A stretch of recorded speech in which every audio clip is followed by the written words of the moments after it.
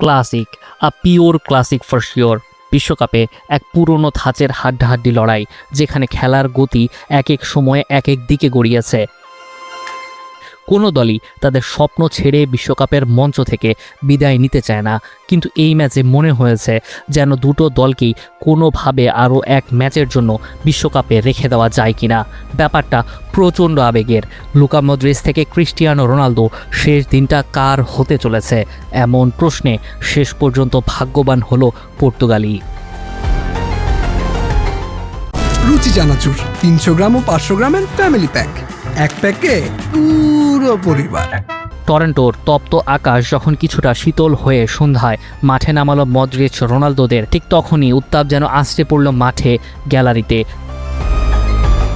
চারটা গোল বাতিলের ম্যাচ, ভিএআরের চরম নাটকীয়তায় যখন ভাগ্য দুলেছে পেন্ডুলামের মতো, তখন এই ম্যাচের স্পেশাল দিকগুলো তুলে ধরা যাক। শুরু থেকেই পর্তুগাল ক্রোয়েশিয়ার বিল্ড আপে চাপ সৃষ্টি করে। গোলকিপার থেকে সেন্টার ব্যাক প্রতিটা পাসে ছিল প্রেসিংয়ের ছাপ। ফলে ক্রোয়েশিয়া নিজেদের স্বাভাবিক ছোট পাসের ফুটবল খেলতে পারেনি, বরং লং বল খেলতে বাধ্য হয়েছে। এতেই ক্রোয়েশিয়ার বিল্ড আপ ভেঙেছে বারবার। 39 বছর বয়সেও লুকা মদ্রিচ ম্যাচের টেম্পো নিয়ন্ত্রণ করার চেষ্টা করেছেন। যখনই বল পেয়েছেন খেলার গতি কমিয়ে পর্তুগালের প্রেস ভাঙতে চেয়েছেন, কিন্তু সমস্যা ছিল বল পাওয়ার পরে সামনে পর্যাপ্ত মুভমেন্ট ছিল না।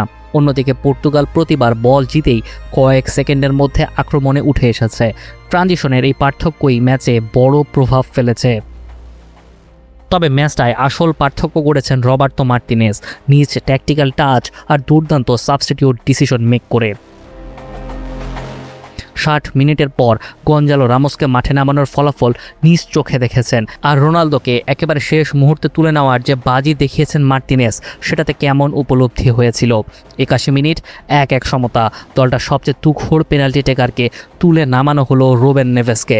এখানেই প্রমাণ হয় অনেক বেশি সমালোচিত পর্তুগাল কোচ আসলে খেলার গতি প্রকৃতি দারুণভাবে বুঝেছিলেন। কারণ নেভেস নেমেই ফাঁকা জায়গাগুলো কাভার দিচ্ছিলেন। তাতেই পর্তুগাল শেষ মুহূর্তে খেলার টার্নিং পয়েন্টটা ধরে ফেলেছে। রোনালদোর পেনাল্টিতে পর্তুগাল সমতায় ফেরার পর রাফায়েল লিয়াও অমন একটা ক্রস করে হাঁটু গেড়ে বসেছিলেন স্বস্তিতে, যেটাই super sub Gonzalo Ramos head করে দলটাকে রাউন্ড অফ 16-এ এনেছেন। শেষ মুহূর্তে একটা ড্রামাটিক থ্রিলার স্টার্ট হলো। ক্রোয়েশিয়ার গোলটা বাতিল হলো অফসাইডে, আর সবশেষে পর্তুগাল 2 ক্রোয়েশিয়া 1। ফুটবল যে কতটা নিষ্ঠুর আর একই সাথে রোমাঞ্চকর হতে পারে, এই ম্যাচটা আসলে তারই ক্লাসিক উদাহরণ। যদিও ক্রোয়েশিয়া ম্যাচটাকে ভিএআরের অভিশাপ হিসাবেই মনে রাখবে, কিন্তু দিন শেষে স্কোরবোর্ডই শেষ কথা বলে। টরন্টোর রাতে মদ্রিচ বিদায় নিলেন সগৌরবে, আর রোনালদো আরও একবার এক ধাপ এগোলেন। মুনিম শাহরিয়ার, 71।